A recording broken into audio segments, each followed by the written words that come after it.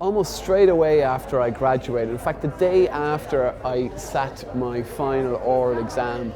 I found myself in a in-house training session in RTE radio, and very much a fish out of water, but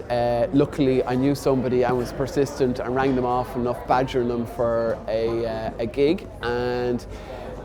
so suddenly I found myself in this training workshop, training to be a reporter, and I worked on RTE radio for about 2 years before I then started presenting on Ear to the Ground. All the while I was working part-time at home as a farmer, so we had a dairy herd and a tillage enterprise at home, and I've been working on Ear to the Ground for 12 or 13 years now, losing track at this stage, and I also did 2 or 3 years in the Farmer's Journal, and more recently in the last 4 years I took a job as Deputy Editor of the Irish Independence Farming Supplement. So that's where I work now.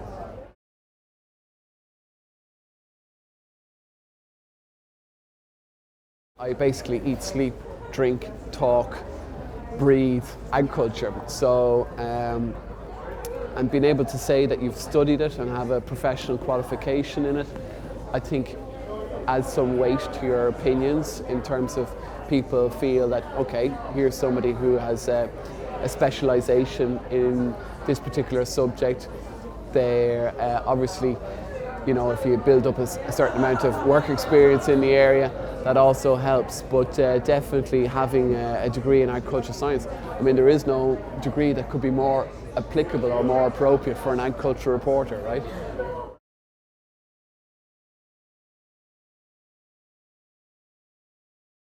The year before I started in UCD, I actually was doing a practical agricultural year up in Greenmount College, and I went there because they were the only agricultural college in the country at the time that were really focused on high genetic merit and dairy production systems, which was something that I had a particular interest in at the time. But I found that after a year that I wasn't really being academically challenged, and I also felt that there wasn't the same kind of social buzz that I was expecting from third level education. So all my buddies were down in Dublin, or they were actually all over the country, but they were all in big colleges, and I was hearing about great nights out and a great social scene. And I felt I was actually missing out a little bit on that, because the college I was in was quite small and quite rural. I had a nice time studying the practical year of agriculture, but I also got a practical year when I was doing my 4-year ag science degree. So, you know, I got the best of both worlds when I went to UCD.